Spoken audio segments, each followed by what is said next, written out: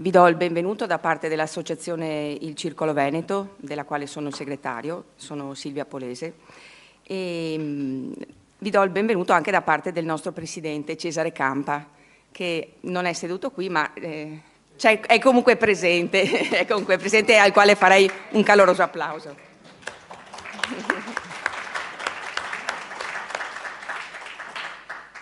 Allora, siamo giunti alla terza edizione del progetto Venezie.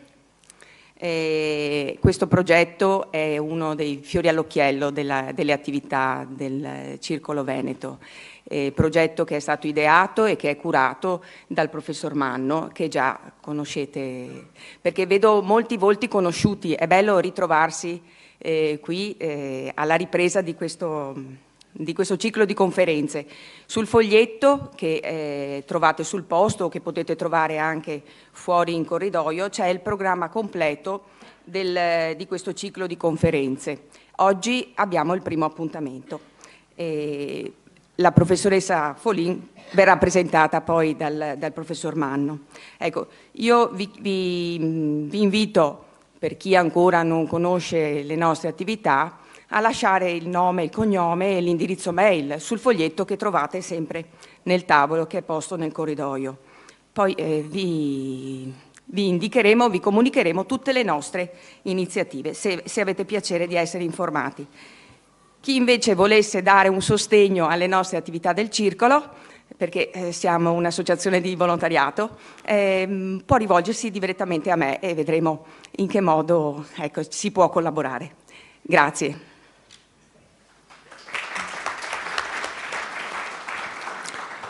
Buonasera, bentornati a tutti. Come diceva Silvia prima, siamo alla terza edizione, quasi non ci credo, però comunque siamo tutti molto, molto contenti. E prima di presentarvi la nostra relatrice, io volevo darvi due informazioni di carattere organizzativo.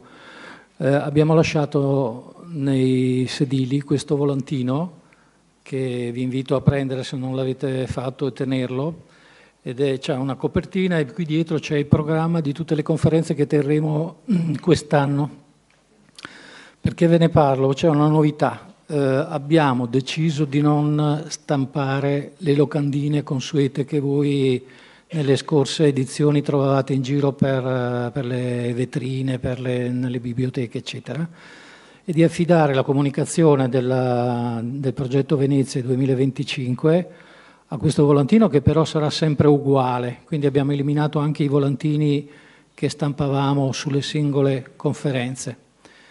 Invece distribuiremo questo volantino nel corso dell'anno, con la speranza che voi abbiate così la pazienza di tenerlo da parte e di controllare, diciamo, di tanto in tanto quando saranno queste iniziative, che di norma sono il primo giovedì di ogni mese. Poi il calendario lo trovate e anche le sospensioni le trovate sempre qua.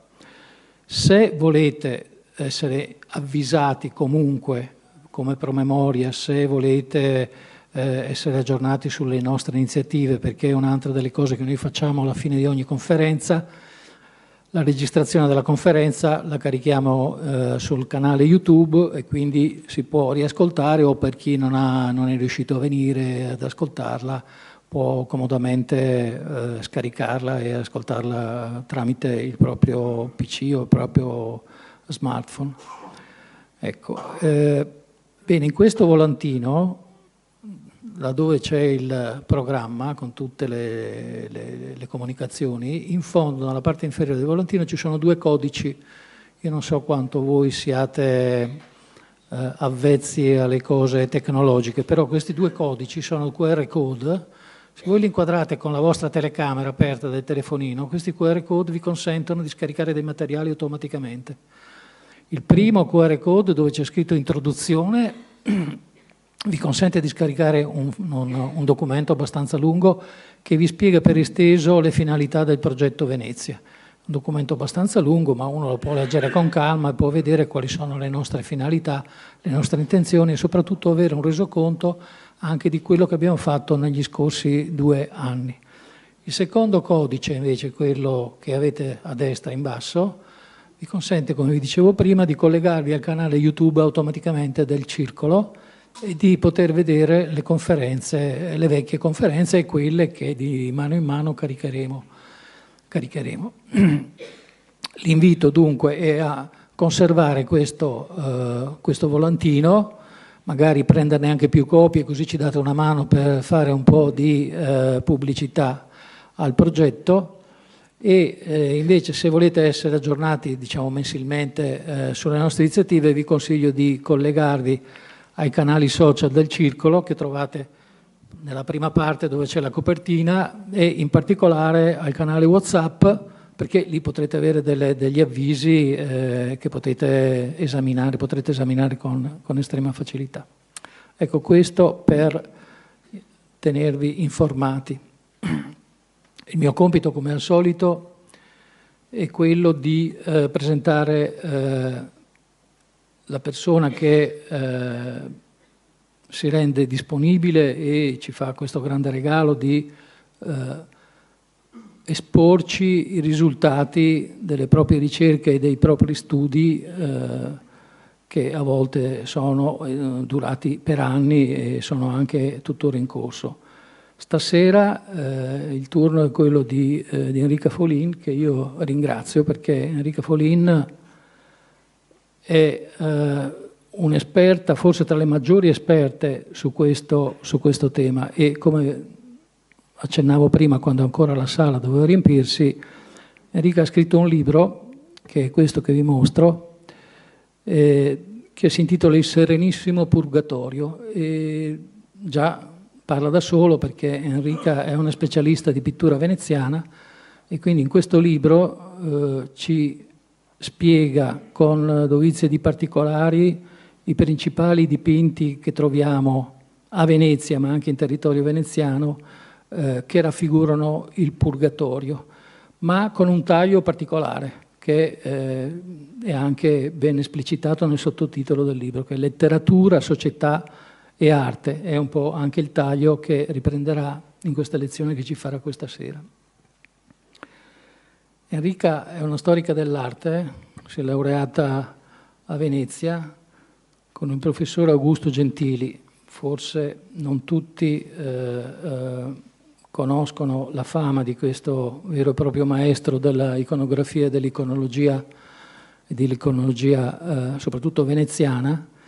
E Augusto Gentili è uno storico dell'arte che si è dedicato alla iconologia, e lui definiva iconologia contestuale, che vale a dire che significa studiare il dipinto non solo in sé per sé, ma in relazione alle connessioni che questo dipinto può avere con la mentalità letteraria, con quella artistica e anche con le mentalità, diciamo, diffuse a Venezia, soprattutto nel corso del Cinquecento, perché Augusto si è prodigato tantissimo a approfondire lo studio di questo secolo.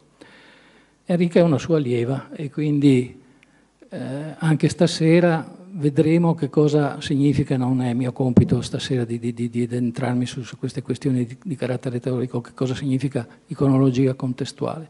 Vedrete che il taglio, il modo di affrontare la spiegazione del dipinto è molto particolare. E questo a me fa piacere perché l'iconologia contestuale ci consente di affrontare uno dei temi cari al progetto Venezia, che è quello di occuparsi delle mentalità che si sono create nel corso dei secoli nella Repubblica di Venezia. Il tema del purgatorio non è solamente un tema che riguarda i secoli scorsi, volendo potremmo parlarne anche nell'attualità, voglio dire, no? C'è un giubileo e chi volesse essere interessato a scontare i propri peccati o avere delle indulgenze potrebbe farlo anche adesso. Quindi non stiamo parlando di una questione che riguarda solo il passato, stiamo parlando di una questione che riguarda la mentalità anche odierna, contemporanea. Perché le implicazioni del tema del purgatorio riguardano sì anche proprio i giorni in cui viviamo.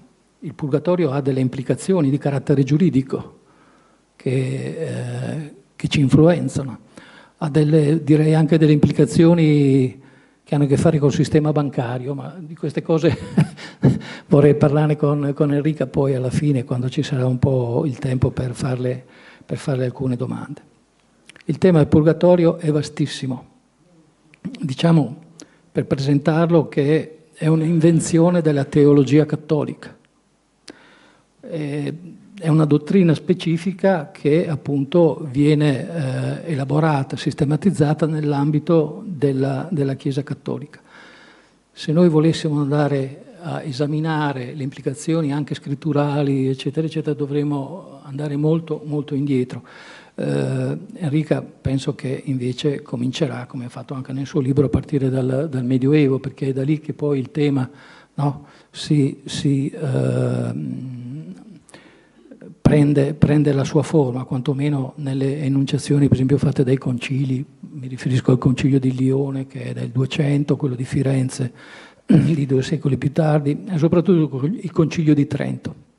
Il concilio di Trento, ricordiamo le date, 1545-63, è un concilio che si occupa di tante materie, ma anche di quella del purgatorio, e sul purgatorio si sviluppano delle polemiche, potrei dire ferocissime, contro i protestanti. No? Martin Lutero polemicamente chiamava il purgatorio il terzo luogo, sospeso tra l'inferno e il paradiso, ma dietro il purgatorio si nascondevano delle polemiche contro la Chiesa cattolica e le pratiche inaugurate dalla Chiesa cattolica per appunto scontare i peccati, non solo personali, ma anche di quelle delle anime dei morti.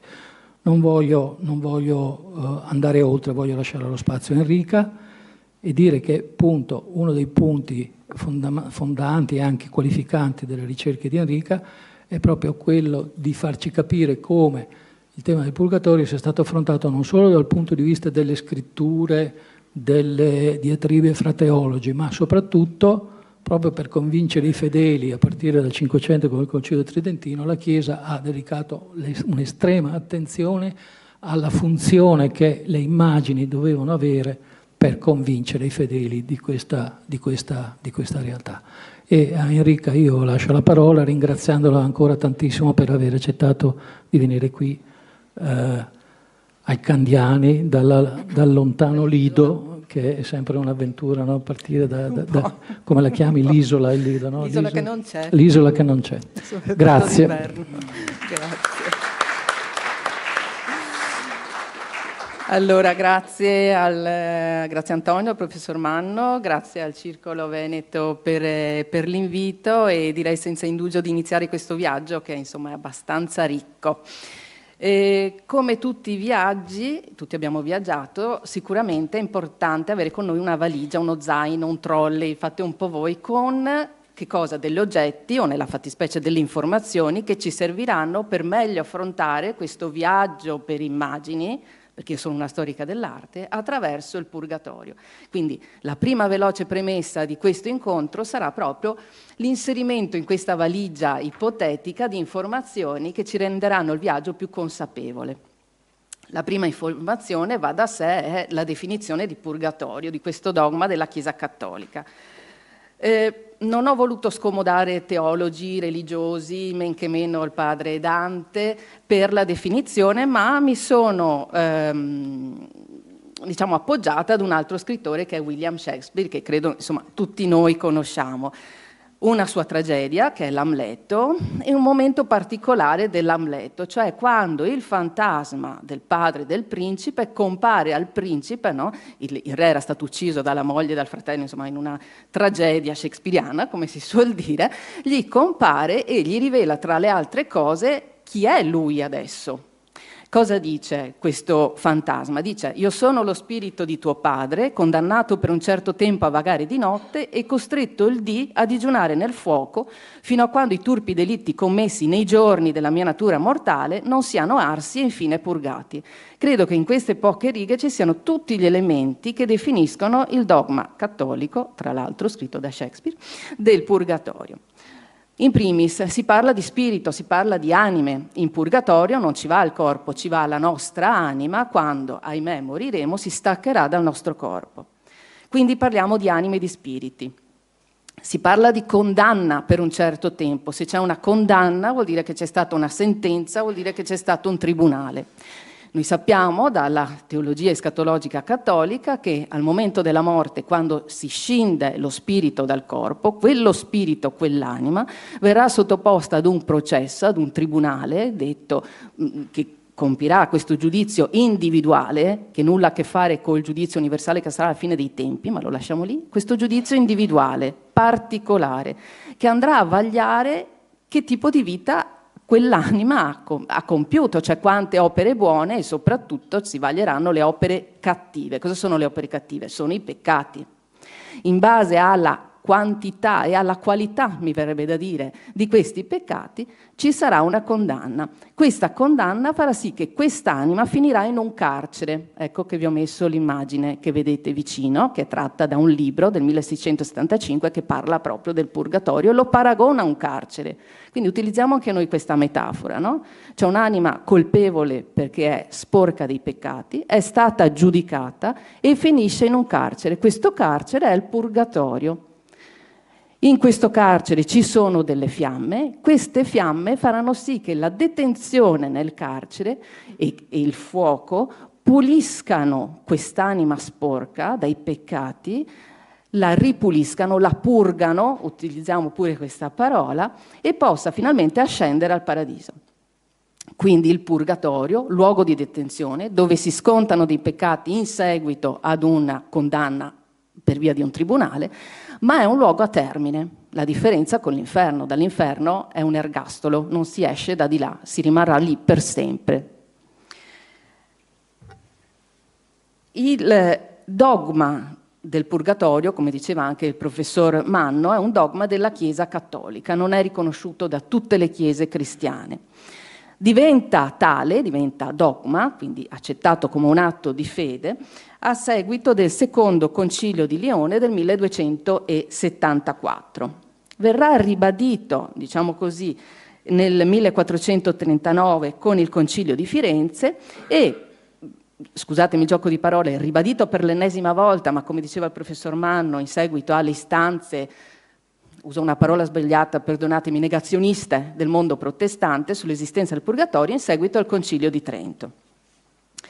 Il Concilio di Trento si tiene nella città trentina appunto tra il 1545 e il 1563, è un periodo molto lungo che vede riunire tutti gli esponenti, ovviamente vescovi e quant'altro, della Chiesa cattolica, della Chiesa di Roma. E che cos'è? È da una parte una risposta, come vi dicevo prima, alle istanze, al mondo protestante.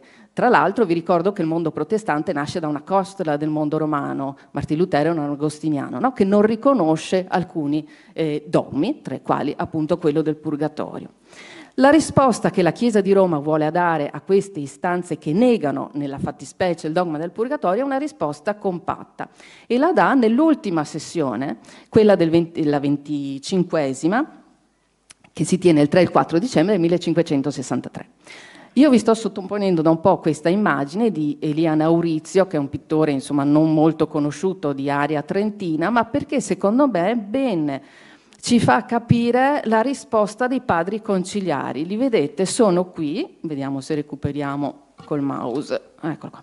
Li vedete? Sono tutti qui all'interno della cattedrale, è un corpo unico, si vedono solo delle testine che emergono, ma è un corpo unico, proprio perché il pittore voleva far vedere che la risposta era compatta. Per noi il dogma, tra gli altri, esiste e siamo una schiera compatta. In questa sessione si parla del dogma del purgatorio, che adesso andremo a vedere, ma si parla di un'altra cosa importante, qui l'altro elemento da inserire nella valigia di cui si diceva prima.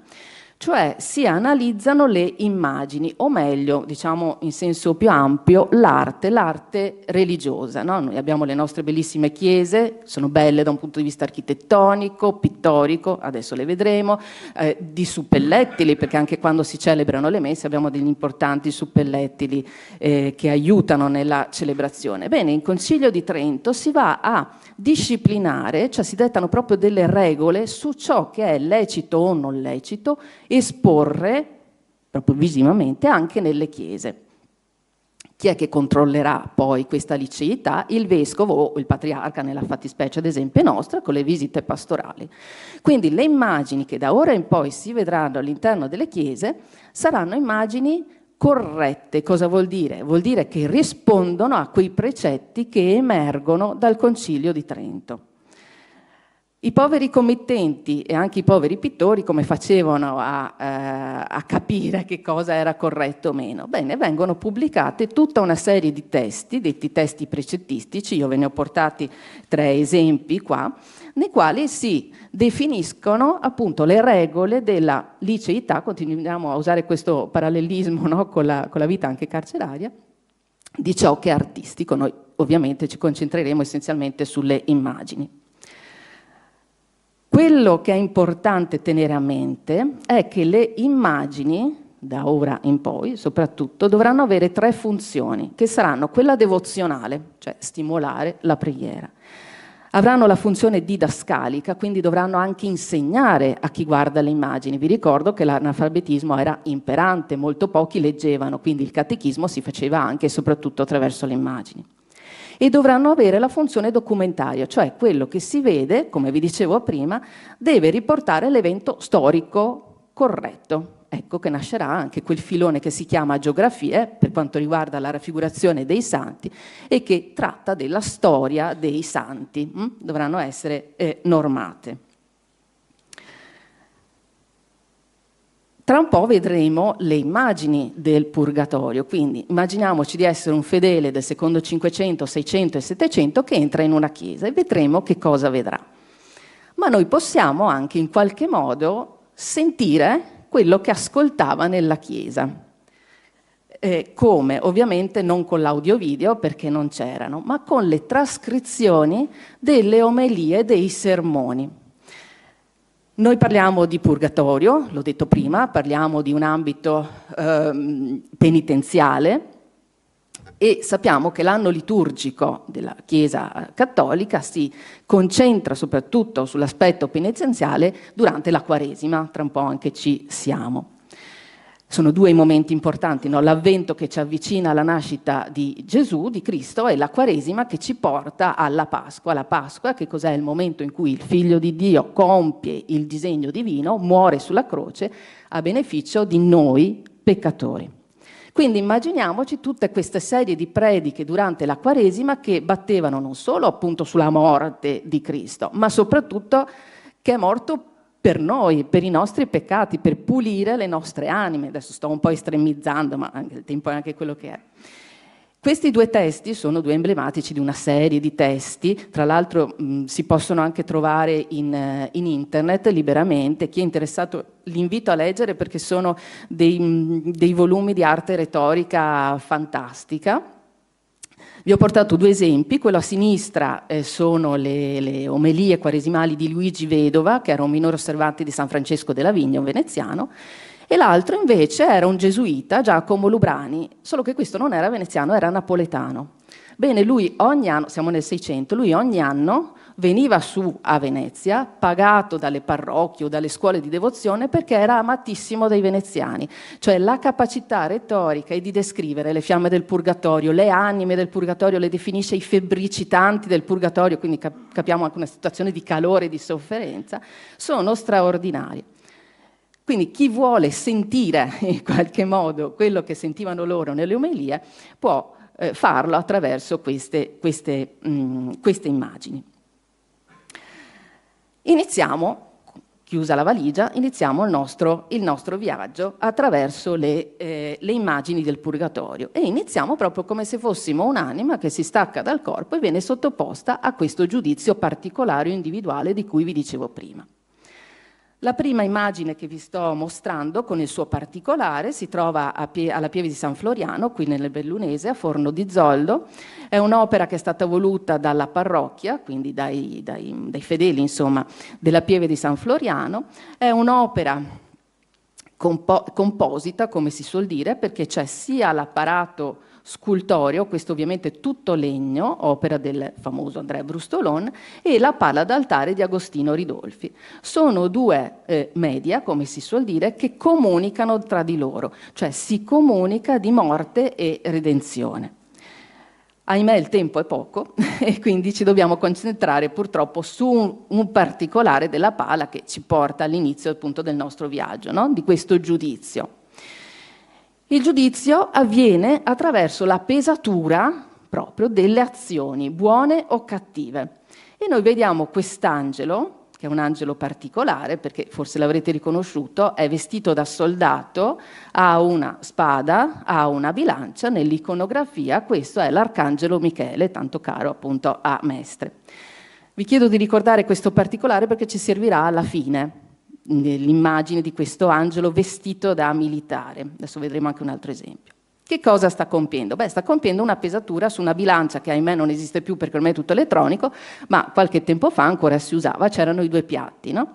Sui due piatti è raffigurata, io vi invito se avete occasione di andare di persona, perché le immagini purtroppo non rendono il particolare, è raffigurata un'unica figura, è una donna nuda, le anime in purgatorio sono nude, con i lunghi capelli biondi. Di qua è pulita, quindi saranno le azioni buone che ha compiuto, e di qua è sporca, sono i suoi peccati.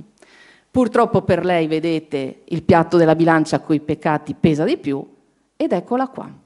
L'anima è già in purgatorio, ha subito la pesatura delle anime, tra l'altro ci ricorda anche un po' il mondo egizio, e è finita in purgatorio. Guardate lo scambio di sguardi tra l'arcangelo Michele che compie l'azione e l'anima che con le mani giunte sta accettando inevitabilmente il suo destino. Lei dovrà rimanere lì un periodo di tempo determinato fino a che non tornerà pulita e linda, purgata, e potrà accedere poi al paradiso. Vi porto un altro esempio, qui siamo un po' più vicini perché siamo nella frazione di Sant'Angelo di Santa Maria di Sala, nella chiesa di San Michele Arcangelo. Il soffitto è attribuito a Jacopo Marieschi, abbiamo quasi 100 anni dall'immagine di prima, perché quella di prima era del 1685-87, qua siamo già in pieno 700. Anche qui il particolare, vedete qua l'arcangelo Michele è ancora più militare, se vogliamo, perché in questo caso c'ha pure l'elmo, ma compie la stessa funzione, la bilancia, e qui nell'altra sua funzione che, ricordate, è colui che ha cacciato gli angeli ribelli, Lucifero, all'inferno. Ci tenevo a farvi vedere un'altra cosa, perché così cominciamo anche un po' a vedere l'immagine tout court del purgatorio. Sotto ci sono anime nude tra le fiamme, e qui c'è un'anima nuda che con il suo angelo, questo è l'angelo custode, sta scendendo verso l'altro, verso la Trinità, quindi verso il paradiso. Cosa vuol dire? Vuol dire che questa è stata purgata, è a posto, diciamo in qualche modo, e il suo custode l'accompagna. Il 600 e il 700, quindi il XVII e il XVIII secolo, saranno i secoli del purgatorio, anche in risposta, come si diceva prima, alle istanze che lo negano protestanti, e il secolo del custode. Avremo un sacco di immagini, avremo delle scuole di devozione, ne parleremo, e avremo anche delle figure proprio pittoriche. Perché l'angelo custode ci accompagna dalla nascita fino alle porte del paradiso, poi ci lascerà, perché non sarà più compito suo seguirci. Si parlava prima del professor Manno di purgatorio e attività bancarie, quelle le lasciamo lì, ma prendiamo in considerazione invece il fatto che la Chiesa Cattolica prevede delle opere che accorciano il tempo di permanenza in purgatorio, cioè fanno sì che si possa applicare uno sconto di pena. Utilizziamo ancora questa metafora che c'è abbastanza congeniale. Cioè è stato determinato un periodo perché quell'anima rimanga in purgatorio, sì, ma con delle opere cosiddette di suffragio, questo è il loro nome, si può accorciare e quindi l'anima può salire in paradiso più velocemente. Io vi porto alcuni esempi perché è abbastanza, sono molte le opere di suffragio e anche le raffigurazioni, quindi ne ho scelte alcune. Una delle opere di suffragio è la richiesta dei santi che intercedano per la divinità. Allora, qui Ce ne ritorniamo a Venezia, nella chiesa di San Nicola del Tolentino, nella cappella della famiglia Grimani, tutta dipinta da Palma il Giovane. Questa è la pala d'altare. La leggiamo assieme. In alto abbiamo il Cristo Redentore. Abbiamo appena parlato di Pasqua, no? Del valore salvifico della morte di Cristo. Abbiamo due santi, una è Maria, quindi sua madre, e l'altro, avendo le chiavi in mano, che è il suo attributo, è Pietro. Guardate, Pietro addirittura che cosa indica al Cristo Redentore? Indica la parte bassa, o il frame, come si dice in storia dell'arte, della pala d'altare. Cosa è raffigurato? Ancora fiamme, anche qui vi invito, se avete l'occasione di andare a Venezia, a vederlo dal vivo, dei corpi nudi e alcuni invece corpi nudi, che abbiamo capito essere gli spiriti ovviamente, che sono presi dal loro custode e ascendono. Guardate, questo è proprio in rotta di ascesa verso il paradiso. Cosa sta a significare questa immagine? Significa che il fedele può chiedere a Maria e a Pietro, nella fattispecie, che intercedano per la divinità, per qualcuno che sta sopra. I benefici di questa intercessione ci vengono mostrate sull'immagine, sulla pala stessa. Vi ricordo, richiamo un attimo quello che ho detto prima, che le immagini che si trovavano nelle chiese, nei luoghi sacri, erano corrette, chiamiamole così, perché erano vagliate dal patriarca o dal vescovo. Questa è un'opera di inizio 600, invece quest'altra di Francesco Capella è del 700. Come vedete io sto un po' saltando nei secoli, perché non mi interessa tanto la differenza stilistica, che ovviamente c'è, va da sé, ma mi interessa il messaggio che le immagini veicolano. E come vedete il messaggio è simile, perché abbiamo un Cristo, questa si trova a Bergamo, vi ricordo che Bergamo era all'interno dei confini della Serenissima. Il Cristo Redentore che parla con sua madre e che ascolta anche le istanze di questo santo qui. Questo è San Bernardino da Siena. San Bernardino da Siena si occupò molto di purgatorio nei suoi scritti e lui definì Maria come la regina del purgatorio, quindi una figura molto importante. Quindi immaginiamoci, le preghiere di una regina del purgatorio verso suo figlio sono molto, molto forti, hanno molto valore. E il valore e l'efficacia di questa preghiera l'abbiamo in questo gesto qua, cioè la mano dell'angelo custode che sta prendendo il braccio dell'anima pronta per salire, perché queste preghiere, questa intercessione hanno avuto effetto.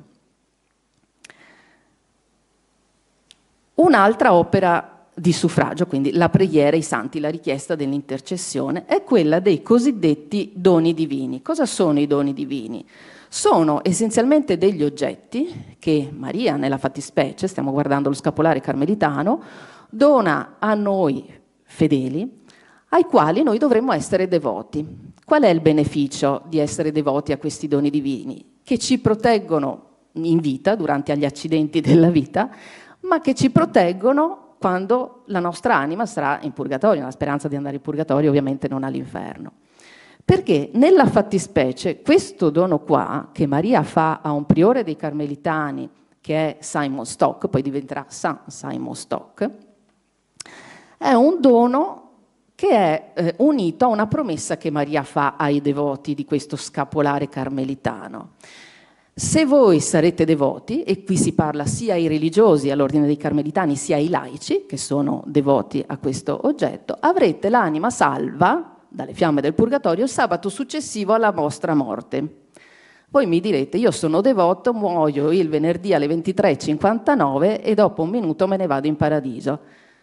Sì e no, soprattutto no, perché il tempo in purgatorio è molto dilatato. Quindi è giusto ed è corretto essere devoti, questo ci dice la pala, però attenzione perché c'è comunque un periodo di permanenza, seppur accorciato, perché è un'opera di suffragio questa devozione.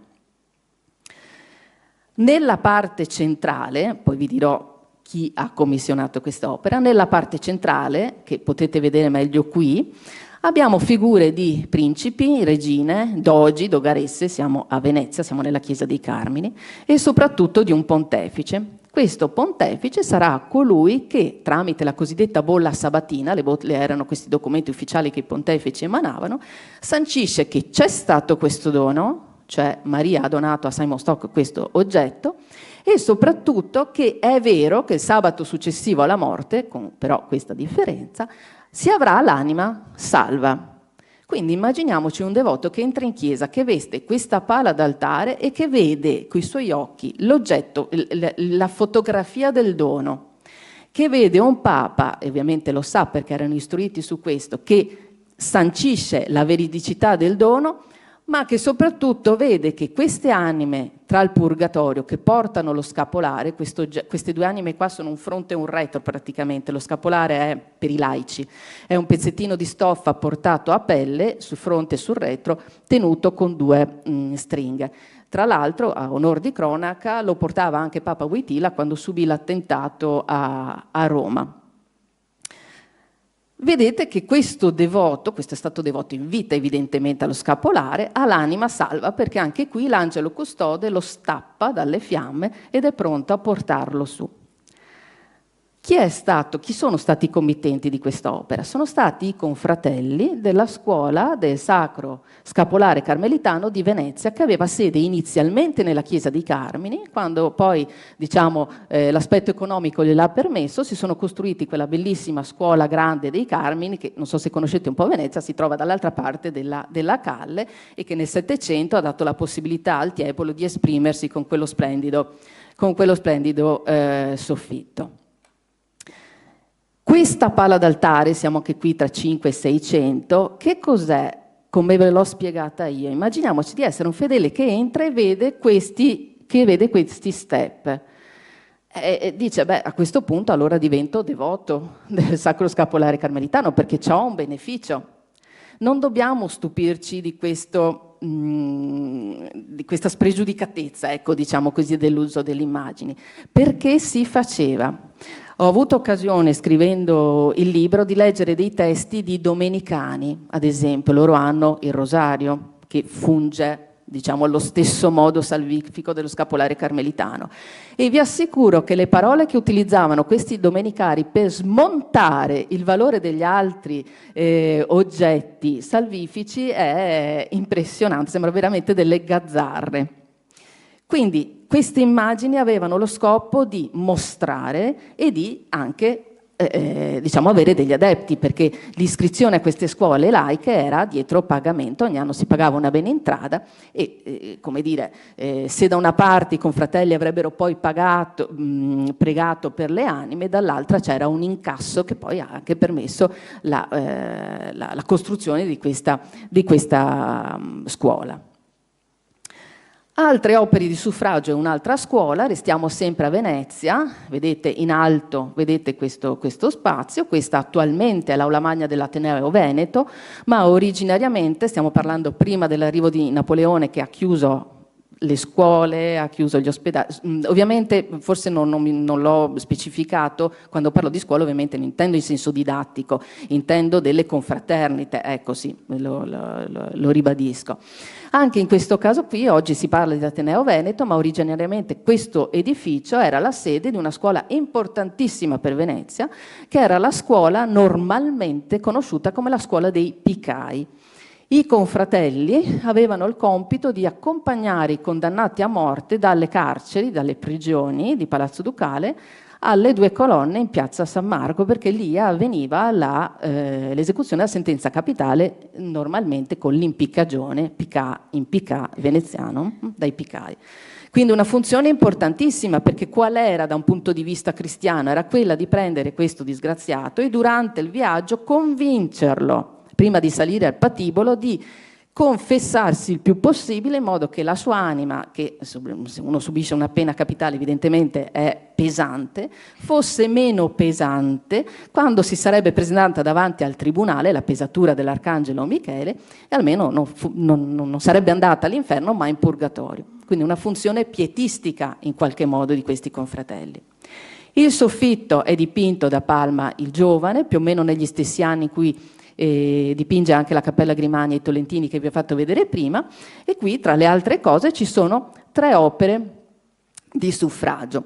La prima, che è complessa, ma qui per motivi di tempo ne prendiamo solo una parte di questa complessità, cioè si Si fa riferimento al rosario domenicano come oggetto di devozione salvifico.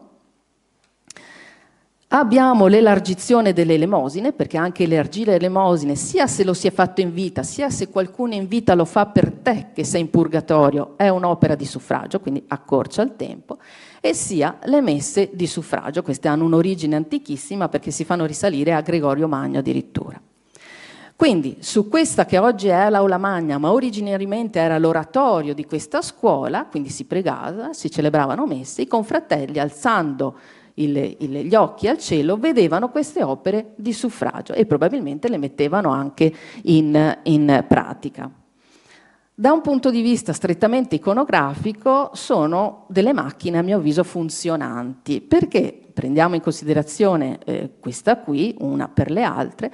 Da una parte lo spazio pittorico è occupato dalla raffigurazione dell'opera di suffragio, la messa di suffragio nella fattispecie, dall'altra metà proprio dello spazio è occupato dai benefici di quell'opera di suffragio. Quindi vedevano i fedeli o i confratelli i benefici di queste opere e quindi si sperava che le mettessero in pratica. Anime nude, l'abbiamo detto fin dall'inizio, gli angeli custodi per chi è pronto ad ascendere e soprattutto fiamme. Il purgatorio è un luogo di fiamme. Le fiamme le vediamo anche in questi due oggetti qui. Questi due oggetti qui si chiamano segnali processionali.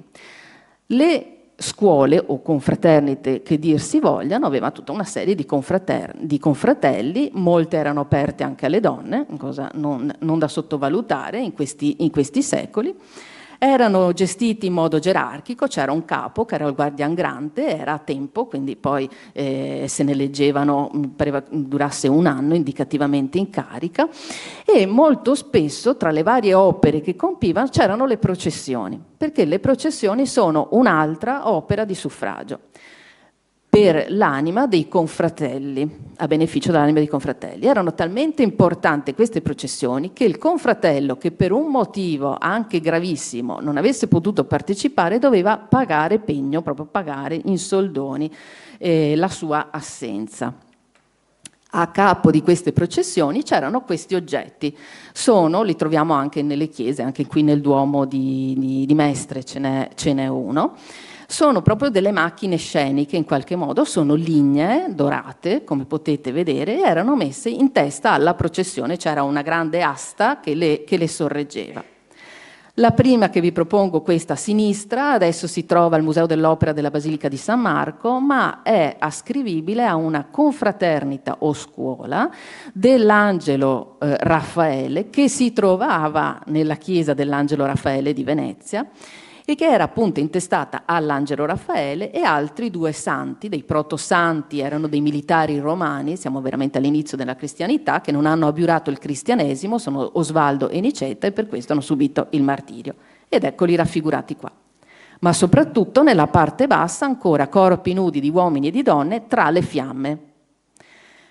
Quest'altro invece ci tengo a farvelo vedere perché è una macchina gigantesca, è veramente grandissimo. Se avete occasione di andare nella chiesa di Santi Apostoli, sempre a Venezia, lo vedete, nella cappella che è stata la prima sede della scuola dell'Angelo Custode, poi anche loro quando hanno avuto possibilità economiche si sono aperti la scuola che si trova dall'altra parte di Campo Santi Apostoli, oggi c'è la chiesa luterana, paradossalmente occupata dalla chiesa luterana, con l'arrivo di Napoleone sono stati spostati lì, ma anche questa è una macchina scenica perché in alto abbiamo l'angelo custode o l'arcangelo Raffaele, li possiamo in qualche modo sovrapporre.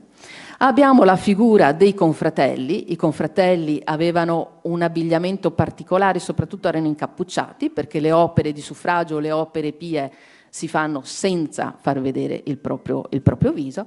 E ancora una volta anime nude tra le fiamme. Abbiamo capito quindi che la fiamma è un elemento essenziale dell'iconografia del purgatorio. Ma di che fiamma stiamo parlando?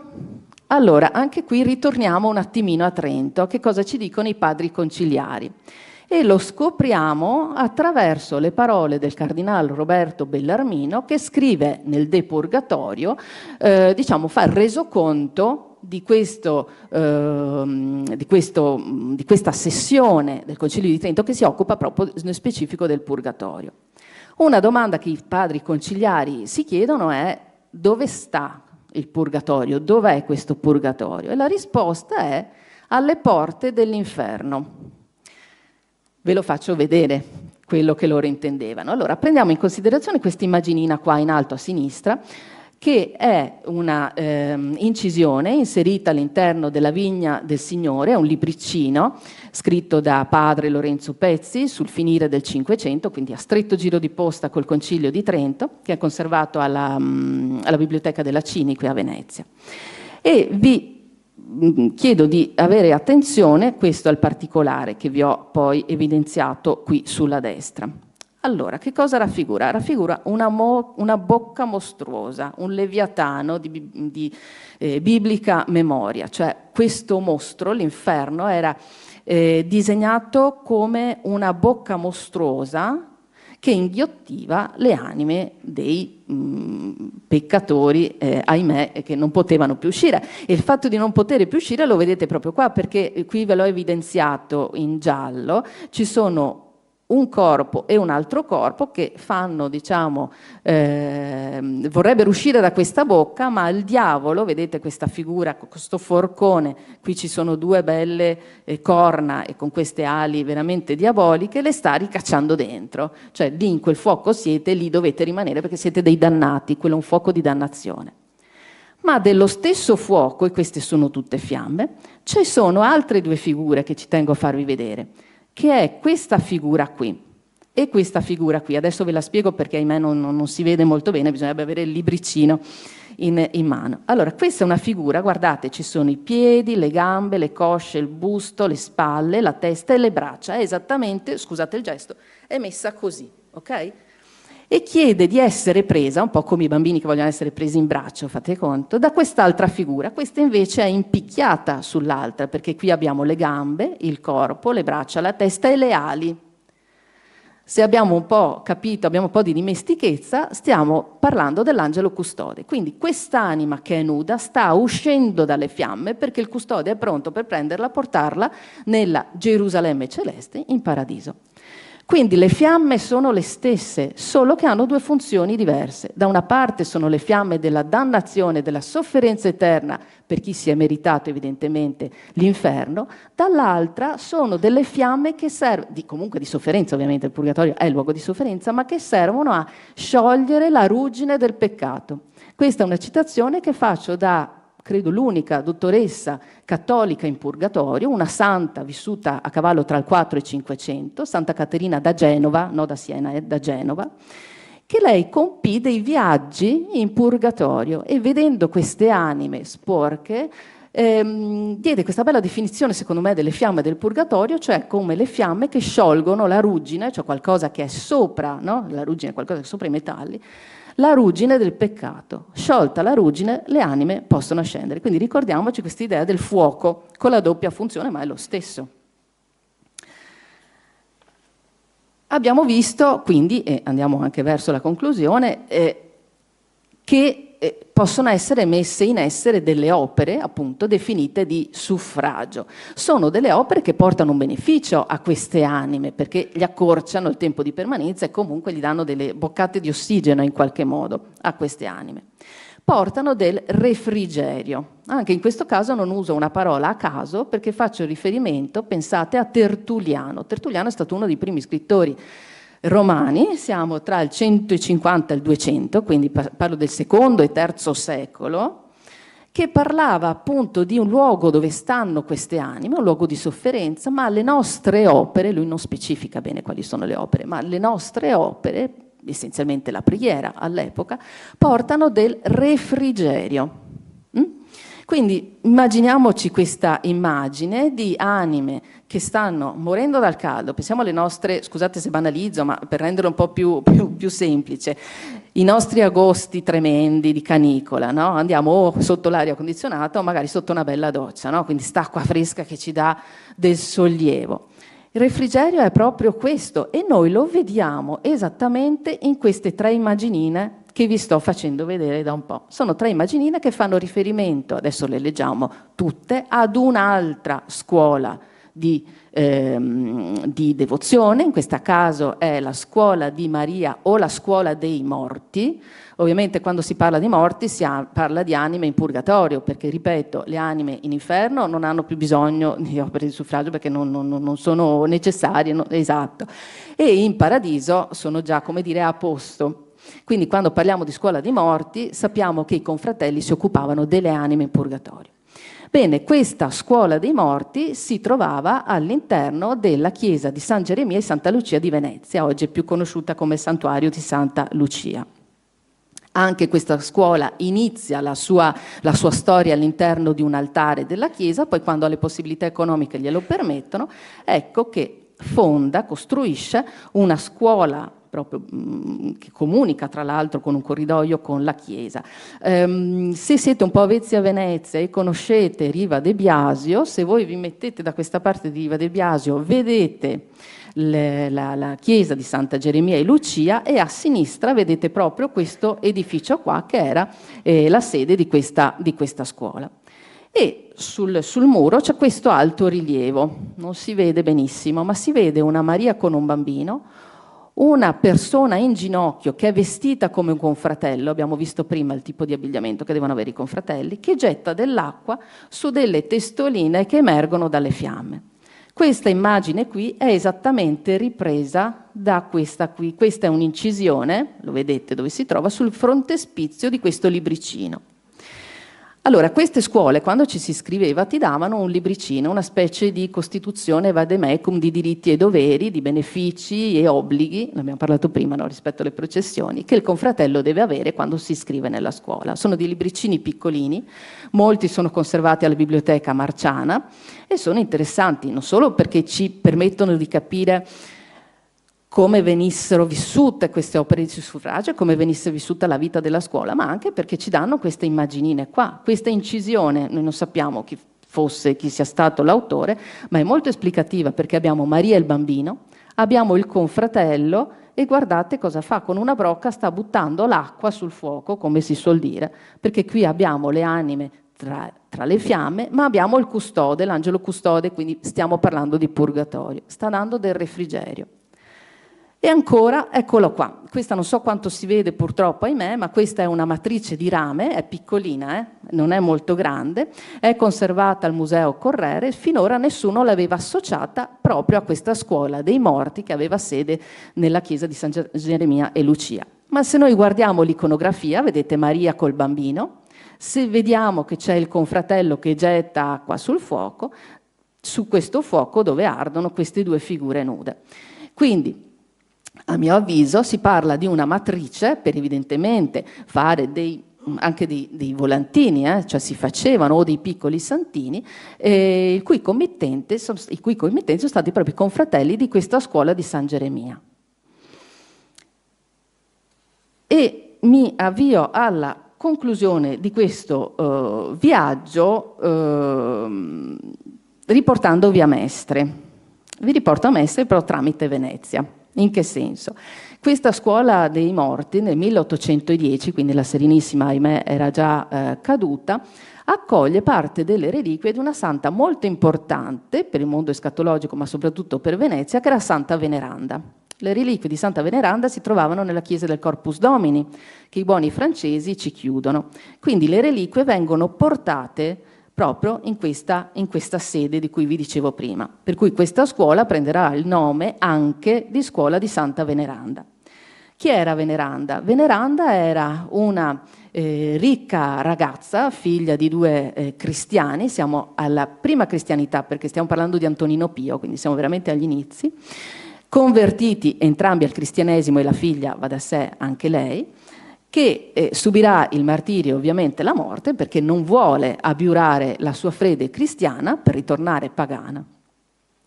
Santa Veneranda è una santa molto amata a Venezia, pensate che c'era un altare nella chiesa di San Gallo, e la chiesa di San Gallo era una chiesa dogale, sotto lo ius patronato dogale, quindi molto importante, ed era amata perché era associata alla preghiera delle anime del purgatorio. Abbiamo iniziato questo viaggio con l'opera di suffragio chiedere ai santi di pregare, di intercedere, no? Presso il divino. Bene, pregare Santa Veneranda evidentemente, passatemi l'espressione, aveva più valore. Perché vi parlo di questa Santa Veneranda? Perché la Santa Veneranda ce l'avete anche qui a Mestre, nel Duomo di San Lorenzo. Il Duomo di San Lorenzo è uno, attualmente no, perché è stato rifatto tra 700-800, ma è un luogo antico. Le prime informazioni del Duomo di San Lorenzo risalgono al 1152, poi venne rifatto nel 1446 e poi l'ultima edificazione, che è l'attuale, a cavallo tra i due secoli. Non vi sto a tediare con i vari spostamenti di altari, perché questa non è la sede, ma l'altare che voi state vedendo, che è a sinistra, la navata sinistra, è l'altare dedicato alla Scuola dei Morti. Di questa Scuola dei Morti, all'interno del Duomo di San Lorenzo, noi abbiamo informazioni già dalla precedente chiesa rispetto alla attuale, o meglio, da una visita pastorale, vedete che ritornano queste visite pastorali, del 1668. Che cosa è scritto? Che su questo altare, ovviamente non è questo perché questo è ottocentesco, ma sul precedente, della chiesa precedente, sull'altare dei morti c'era una pala d'altare così descritta. C'era la Trinità, c'era la Madonna, c'era l'angelo che libera le anime del purgatorio con Sant'Antonio Supplice. Allora, questa è la descrizione fatta dalla visita pastorale del 1668. Noi non sappiamo né chi fosse l'autore di questa pala, né il committente e né quando è stata fatta. Però nel 1668 c'era. Allora, lasciando da parte, come ho detto fin dall'inizio, l'elemento stilistico e concentrandoci su quello iconografico, sappiamo che questa pala aveva questi elementi, li ripeto, Trinità, Madonna, angelo che libera le anime del purgatorio, Sant'Antonio Supplice. Guardate la pala che c'è oggi in Duomo. Questa è una pala del 1806 di Pietro Moro. Pietro Moro è un autore ancora poco studiato, è a cavallo, diciamo, tra l'ultimo tiepolo, le tendenze tiepolesche e il neoclassico. Ma vedete che riprende questa pala. Come quella descritta nel 668 c'è la Trinità, c'è Sant'Antonio Supplice, c'è un angelo che libera le anime del purgatorio, e qui mi fermo un secondo perché alcuni confondono quest'angelo con San Michele, forse perché a Mestre Michele ha un posto particolare, però attenzione perché abbiamo visto che l'iconografia di Michele, soprattutto in ambito escatologico, è diversa, quantomeno c'ha la bilancia o quantomeno è vestito da soldato. Questo invece è proprio un angelo custode, come abbiamo finora visto nell'iconografia. Abbiamo rispetto a quella 1668 un santo in più, con una spada, suppongo Paolo, perché è presente, ma si sa molto poco di questa pala, forse era un committente, si chiamava Paolo, e allora come ai tempi antichi del Cinquecento si faceva effigiare con gli abiti del santo eponimo, cioè del santo che portava il suo nome? Può essere. Ma soprattutto, e io vi lascio con un quesito, quindi se sapete dare una risposta sarà gradita, non c'è più Maria, ma c'è una santa, è Santa Veneranda. Noi lo sappiamo perché in un testamento del primo Ottocento si parla proprio di questo altare e delle preghiere fatte a Santa Veneranda per l'anima per la propria anima quando il testatore morirà, quindi lascia dei denari perché vengono pregate, celebrate messe all'altare di Santa Veneranda. Quindi nell'Ottocento, rispetto alla pala del 1668 o precedente, ma della quale abbiamo notizia, viene tolta Maria, che secondo San Bernardino era la regina del purgatorio, sostituita con una santa importante perché legata ve l'ho detto prima, no? Alla preghiera del purgatorio, però pur sempre una santa. Io la risposta onestamente non me la sono data, quindi vi saluto con questa questione. Quindi ogni vostra supposizione o ipotesi è bene accetta. È una sostituzione importante. Vedete, l'iconografia è la stessa, l'abbiamo vista attraverso i secoli, no? Si riprende. Ma qui c'è una sostituzione importante. E onestamente a questa al momento non so ancora darmi risposta. Grazie per l'attenzione.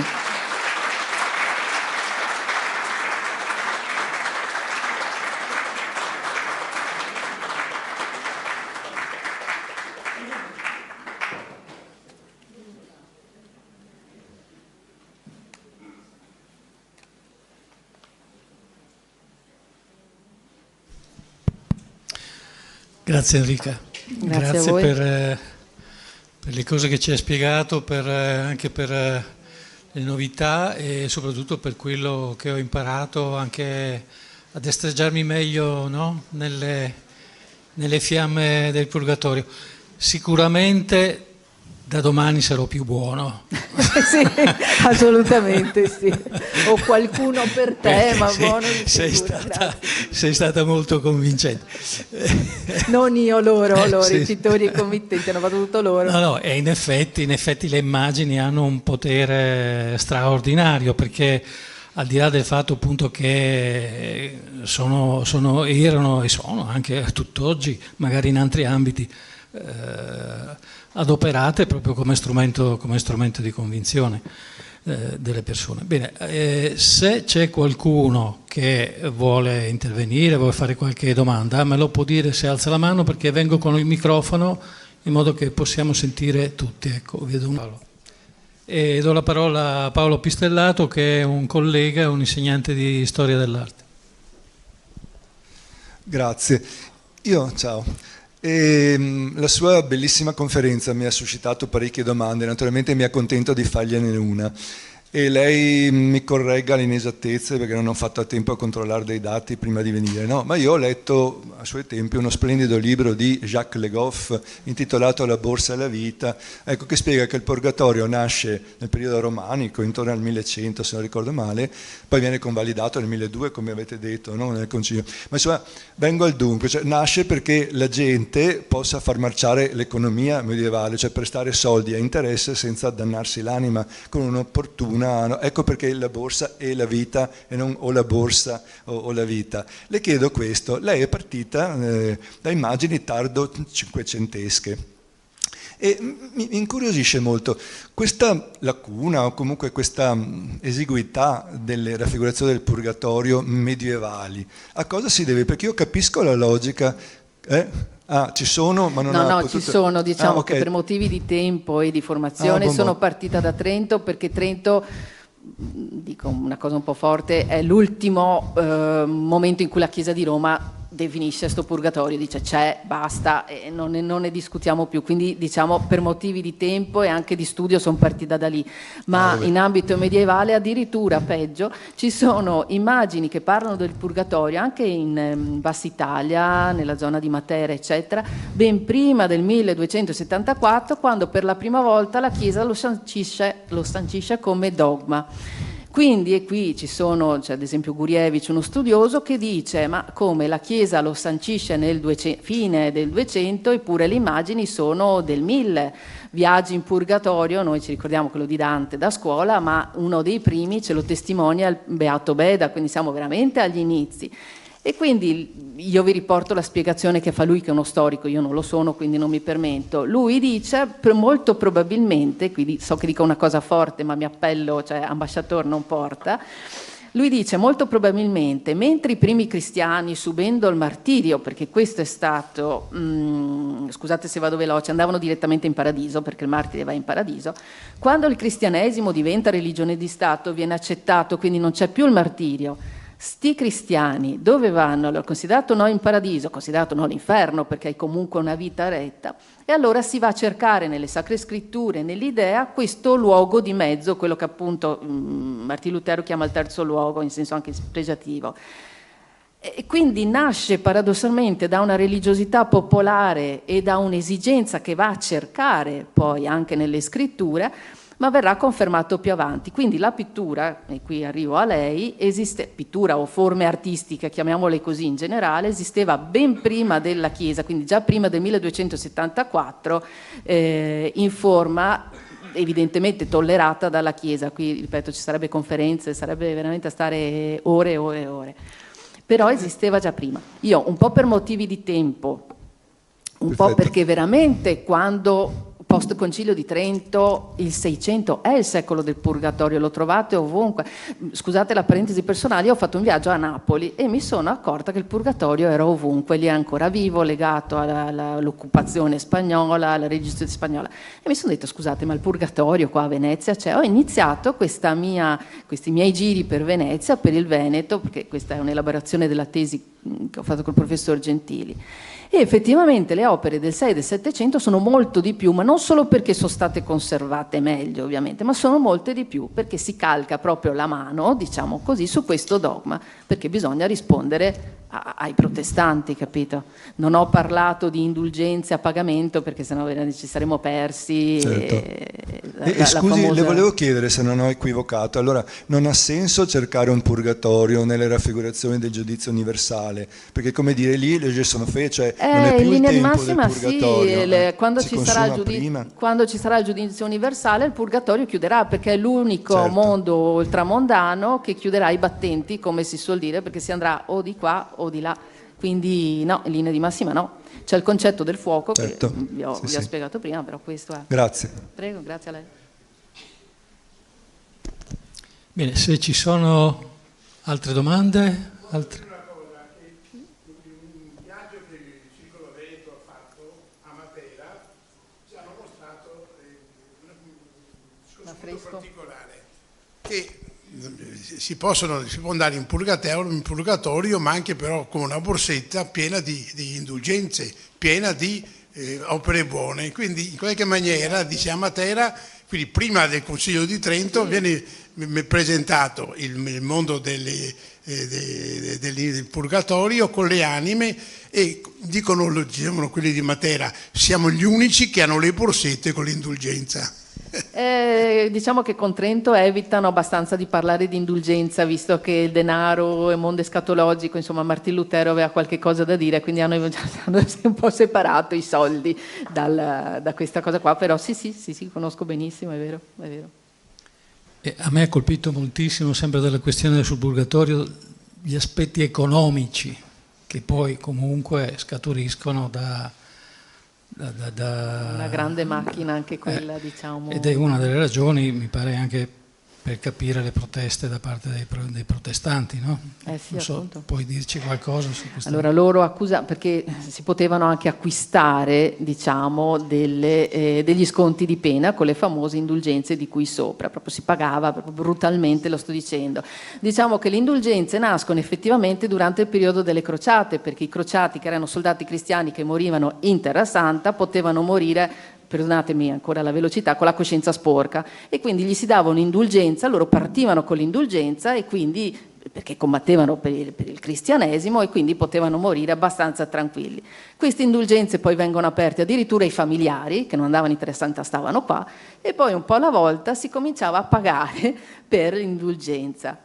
E poi se n'è fatto un po' un mercimonio, se posso permettermi, e Martin Lutero ha un po'... si è risentito, ecco, della cosa, esatto, e ha puntualizzato quindi con Trento, che danno comunque questa risposta compatta, quello è un po' un dente dolente che evitano proprio di mettere in evidenza. Infatti nelle raffigurazioni del Purgatorio del 600 le indulgenze si evitano di vedere, anzi io a dire il vedo non le ho viste, perché anche all'Ateneo Veneto quella è un'altra cosa, quella Comunque poi ho apprezzato molto quello che hai detto sulla scuola dei Carmini, che ho studiato appunto occupandomi dei Tolentini. Ricordo che proprio coloro che si sono occupati della storia di questa confraternita, che poi diventa una scuola grande, no, di Venezia, che piano piano, pur essendo nata alla fine del Cinquecento, è cresciuta tantissimo, ed è esplosa appunto nel Seicento, che tu giustamente dici che è il secolo in cui il purgatorio, no, viene divulgato all'ennesima potenza.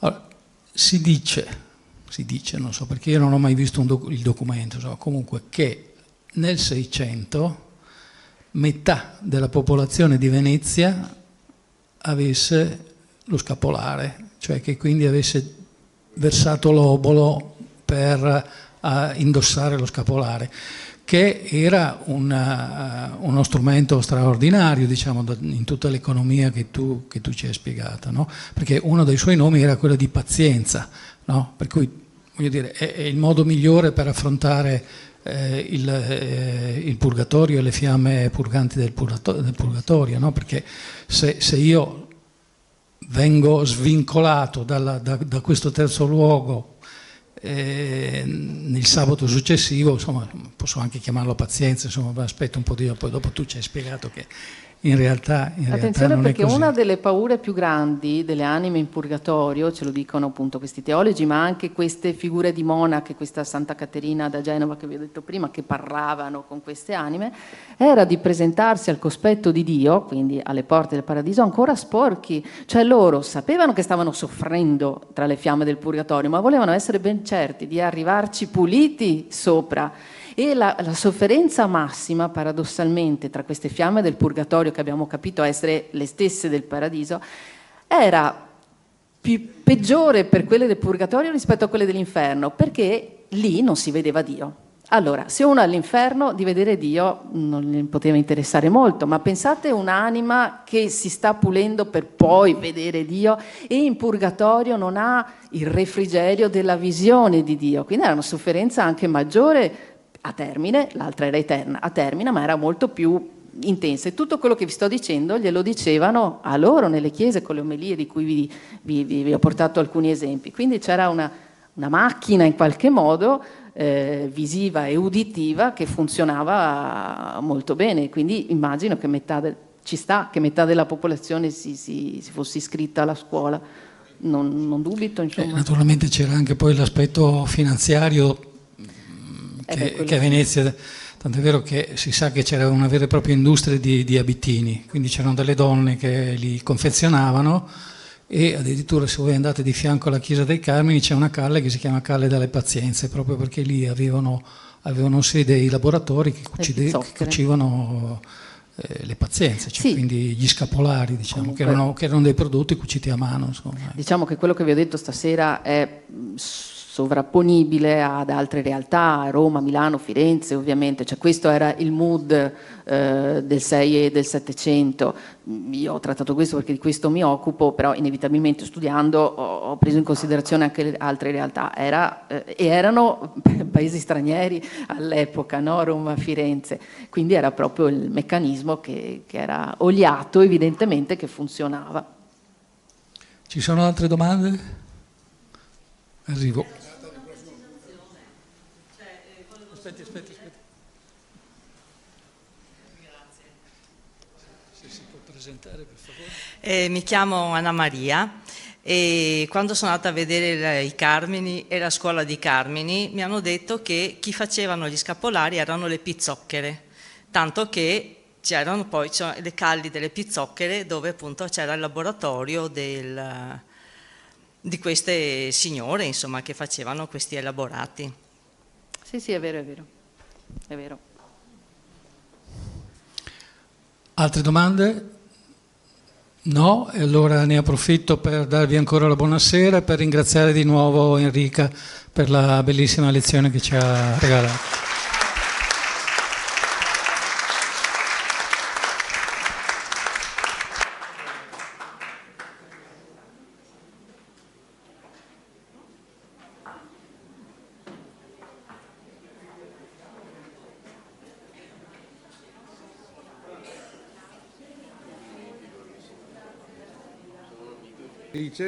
Grazie a voi. Ci ha fatto veramente capire un po' meglio alcune cose che potremo andare a vedere a Venezia.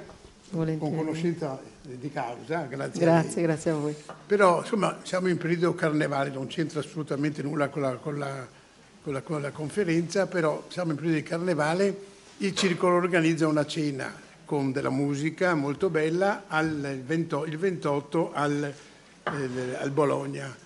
Quindi chi fosse interessato a avere notizie in più può alla fine chiamare la nostra segretaria generale che da oggi presiederà tutti gli incontri di Manno e quindi il professor Manno dovrà essere tolto nell'invito con la presenza del presidente Campa, perché la presenza sarà del segretario generale che ringrazio, eccetera. Chi fosse interessato al nostro incontro come circolo può parlare con il nostro segretario, il quale vedrà tutte le delucidazioni.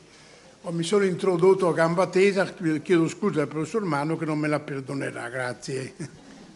Bene, allora c'era una persona che voleva intervenire ed era lei.